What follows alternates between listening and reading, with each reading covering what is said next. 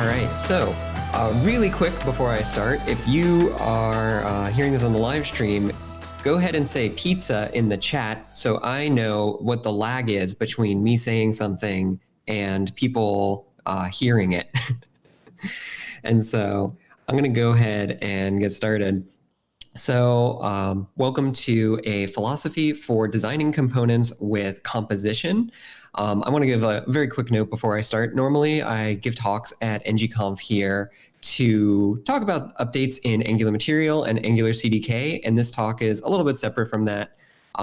We are working on plenty of stuff for Angular Material and Angular CDK. It's just I wanted to talk a little bit more about my underlying philosophy right now. All right, and now I'm seeing all those pizzas in the chat. Okay, so now I know it's about 15 seconds. So if you don't know me, my name is Jeremy Elbourn. I'm a member of the Angular team, and I'm the TL for the Angular Components team, which works on Angular CDK and Angular Material. And I wanted to give this talk in order to share some of the philosophy that I've developed over the years when it comes to building UI components. And a lot of this talk is going to be focused on the idea of common, reusable, or library components. But I've observed that every application ends up needing to build at least some reusable components. And so I think this is going to be useful for everyone. And all of my examples here use Angular, my experiences with Angular, but I think the high-level concepts here could apply to really any system.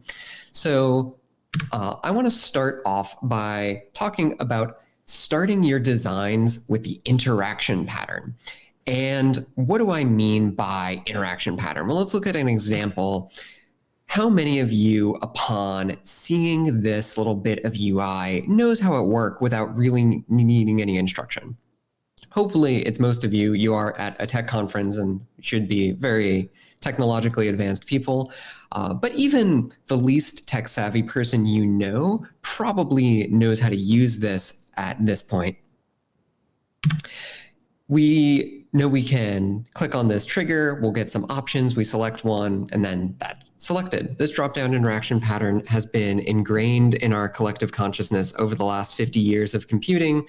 So by interaction pattern, I mean some common, well-understood interaction that a UI commonly contains or commonly recurs in UIs across a wide variety of interfaces. And it's not just this dropdown either. There are plenty of these interaction patterns that you know what's going on. There's this slider, volume slider, very intuitive. Pretty much everybody knows how to use that. We have something again like a tabs. You see this and your computer adjusted brains know how to use this. And we are every day fundamentally composing our applications from these mostly well understood interaction patterns. But is there anything out there that formalizes what these patterns are and how to think about these patterns as we go into building components and building applications? And it just so happens that there is a really convenient standardized collection of these interaction patterns. And that is the WAI Aria specification, Web Accessibility Initiative of Accessible Rich Internet Applications, or commonly just Aria for short. This is a specification that complements the HTML5 spec, and it captures the idea of augmenting HTML elements with additional semantic information that's used by assistive technology such as screen readers. There are these roles are generally the Aria spec is generally thought of really in terms of accessibility, but I think that they serve as a generally useful set of building blocks for all interaction design. And so the way the Aria spec is set up is that you can add this role attribute to an element to capture the interaction pattern that's being used by the element. This role doesn't change any behavior about the component, but it communicates to any assistive technology about how the component should work, capturing the combination of structure, states, and interactions. And there are about 70 concrete total Aria roles, and I would judge roughly half of them are relevant to UI component development. You are probably very familiar with the very straightforward roles. the button checkbox, radio button, link, text box, and so on, these are captured by native browser elements and are the lowest level building block for everything that we build. But there are more complex roles as well. These are really the main building blocks for the complex interactions that you're seeing in most applications. And really, if you just know these 6 interactions, you are in really good shape. These are list box, combo box, grid, dialog, menu, and tab list. And so in order to kind of show this off, we're going to play a little game called Name That Role. Normally, this would be an audience participation section of the talk, but because of our circumstances and the lag between the video and the chat, I'm just going to do the audience participation part myself. And so we're going to look at an interaction pattern and try to name. Jeremy, do you want me to do it? Be used here. So first here we have this contact selection. Jeremy, list. Do you want me to be your audience member? Oh yeah, Frosty, that would be great. All right, I'm good. So what interaction pattern do you think's here? Real quick, go. I don't know. That's some great audience. The bad one. Sorry, I don't know. So I'll be the good one. Checkbox. Checkbox. This is a checkbox interaction pattern. Yeah. So you might think that, but this is really a standard list box where you're selecting one or more values from a list of options. All right. What about this here, where we have some chips that we're using as filters? Multi-select chip selector, pill bottle. I don't know what it's called. All right. So yeah, those were some good ideas. So checkbox is something you might think about here, or toggle buttons because you're toggling things on and off.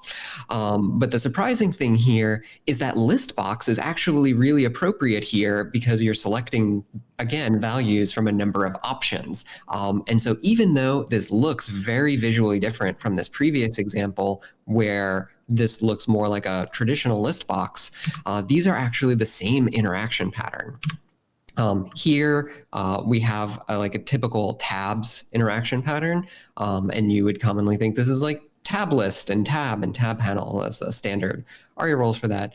But if these tabs are changing the browser URL, then you can also express this as a nav element with anchors, right? So even though the visual is the same, you can have multiple different interaction patterns that depend on how this is affecting the browser URL. Similarly, for this interaction right here, there are cases where you could do something like this with list box. There are cases where you could use something like menu for this, or combo box. There are a lot of different options that could be applied to the same visual appearance. And this can get really complex too. You can end up having a more sophisticated component like this, and I'm sure in many enterprise applications that people here have worked on, you have had to build components like this. You've had mocks for things like this. And because there's so much going on, it can be difficult to figure out how users should interact with this, what the keyboard shortcuts can be, and so on. And so the thing I really want to emphasize with all of this is that it's not always immediately obvious which pattern maps onto a component. And that's why when you're going into your design process and you're going into building something, you should always start with your set of interaction patterns. This is going to lead to the most consistent, predictable experiences in your application because you're going to be using these standardized, well understood patterns and composing them together into a larger experience. This approach also has the benefit of making your design accessibility first. So when you start with the Aria interaction patterns, you're going to have a much easier time building interfaces that everyone can use. And as kind of an example here, we can look at that complex component I showed us a moment ago, and you can see we can decompose this visual into a set of interaction patterns that make sense, where we have, in this example, a button that opens a dialog, and that dialog can contain other buttons, text inputs, and a list box, along with, again, more buttons. And when you decompose this way at the start, you are making your component easier to reason about, easier to use, and you're going to have experiences that people instantly connect with. And so that is talking about how to go about thinking about the behavior and the logic of your code. But obviously, styles are a big part of component building as well. And the main thing I've learned about styles in terms of building common components is that style customization is inevitable. And as you come to terms with this, you're going to go through the 5 stages of people overriding your CSS. So starting off with denial. Nobody is allowed to override my CSS. You'll move into anger. People are overriding my CSS. Bargaining. How can I stop you from overriding my CSS? Sadness. All front-end applications are a house of cards that will come crumbling down at any moment. And finally, acceptance. People need to override my CSS. But that doesn't mean you're just going to write your CSS and hope for the best. There are some practical coping strategies you can have in order to give people the kinds of customization they need while also not making your components completely impossible to maintain. So my favorite approach for dealing with this is the idea of parameterized Sass mixins. So this is where you are taking the styles for your component and you're capturing them inside of a Sass mixin that is accepting some configuration block that includes all of the values that can control how your component renders. And so this is an example. If you're having a component called the Swiffer picker, you are accepting in this configuration option that has a size option and a primary color option, and we can pull the values out of that configuration and apply them to our CSS. And when someone uses the component, it looks like this, where they're just including your mixin and passing in those parameters. And what I really like is the idea of extending this concept to then further decompose a component's styles into configurable categories. And so you could imagine these categories as being something like base, which would be your component's base styles, and then color, typography, animations.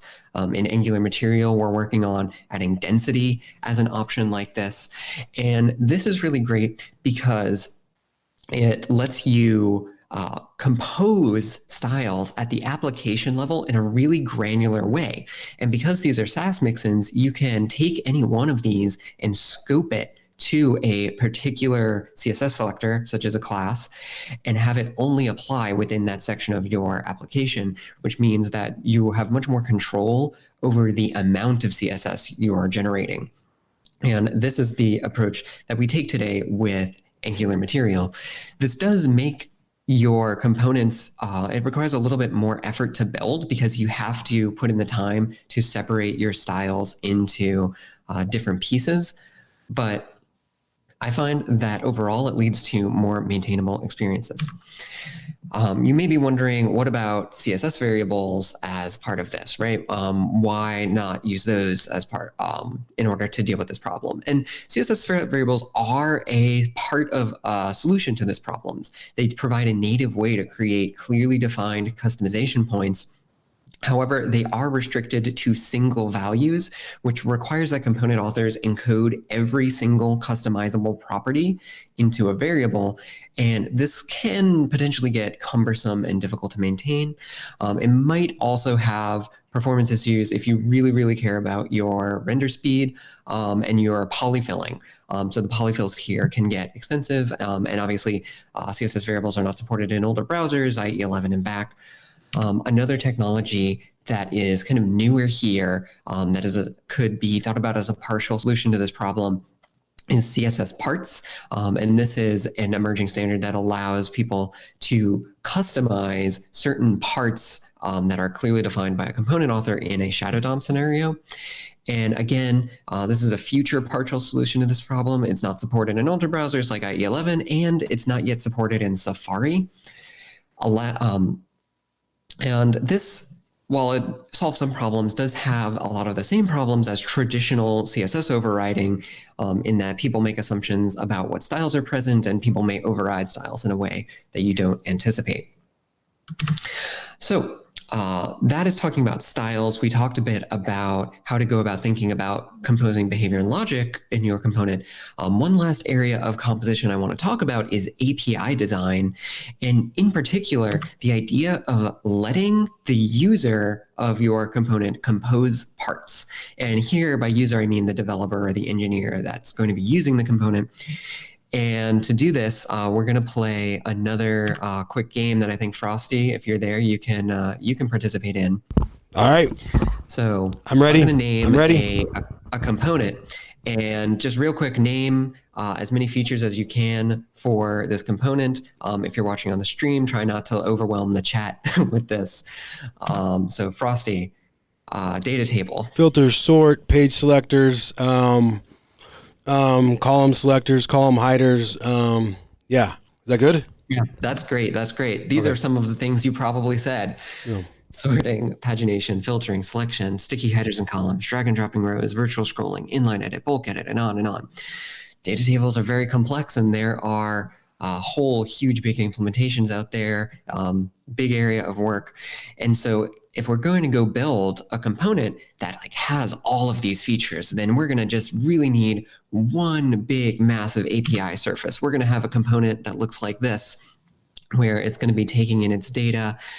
It's going to have sort columns and sort directions, and whether or not you're doing multiple sorting, and what people can do with the sort, and the pagination options and the sticky options. And boy, that's a really, really big API surface. And when we build all of these features into one API surface, especially if we talk about things like client versus server-side data manipulation, it gets really complicated, especially as you're talking about all the permutations of these different options. And with this approach, as a consumer, it's also difficult to do anything in the component that's not directly supported by that component. And that means that when your UX designer comes to you with their revolutionary, innovative new UI for pagination, then you're stuck because you don't have a way to reach into the component internals and change that. So what you can do about this is go about designing your UI components as composable parts that the person using that component is going to compose together.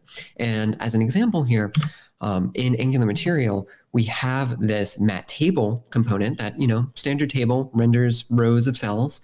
We also have a paginator for moving between pages of data. We have a sort header for sorting. And going into this, we made the decision that these components don't know about each other at all. They are absolutely decoupled.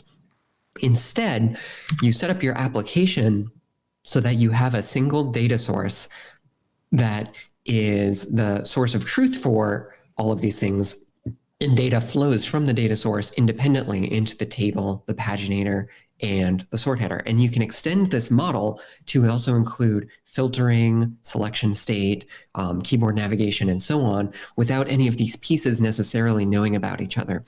And it's not just the table and Angular Material. We take this approach for other components as well. You can see autocomplete as a composition of a text input and an options panel, a menu as a trigger button and an options panel, and a date picker is a text input, a trigger button, and a calendar panel. In code, this could look something like this, where you have a button, and this is just a regular standalone button, and you're adding some directive here in this example that is just pointing to the menu panel that gets opened as part of this. And this is really nice because it provides some flexibility, and it's also kind of easy to reason about. If you want to style the button, you style the button. If you want to style the menu panel, you style the menu panel. If you want to swap out to a different menu panel, you can swap out to a different menu panel. The benefits here is that your code ends up much better following the idea of single responsibility, because each part gets to focus on just doing one job. Again, you get more flexibility because you can change out parts, you can customize parts independently. And one thing I really like about this approach is that it surfaces native elements. Like you saw the button element in that example. In our table, we use native table elements. In our date picker, native text fields, native button. And this is really great because it reinforces the idea that people should be using native elements for accessibility and not reinventing things that already exist in the browser. There are some cons to this approach too, though. Never believe somebody that only has positive things to tell you about something. So you can end up with much more verbose APIs when using this approach, and you can end up with, in total, larger API surfaces. However, those API surfaces tend to be easier to reason about because they're split up into smaller, easier to understand sections.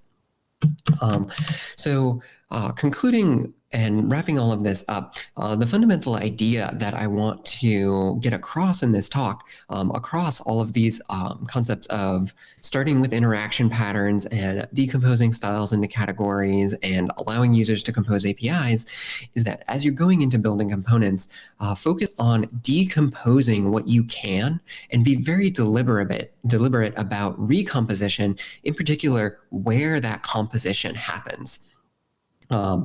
As you're going forward and writing design documents for new components, sit down and write out the composition of patterns and Aria roles that are going to happen in your components. Write down the different types of style categories that you're going to deal with and how people might customize them. When you start off thinking about these things from the beginning, they're a lot easier to deal with. Know that customization is inevitable, so build for flexibility. And in that flexibility, as you're deciding how much flexibility to offer, know that all design choices have trade-offs, right? As you introduce flexibility, you are trading off that in some cases for verbosity or larger API surfaces. And so it's always up to the application to decide what's best for them. And this is the fundamental nature of software engineering. That's all I have to talk about today. Thank you again for joining. You can find more about Angular Material and Angular CDK on GitHub, on the Angular Components repo, on material.angular.io, and you can find a link to these slides at g.co/ng/conf20-components. Thank you.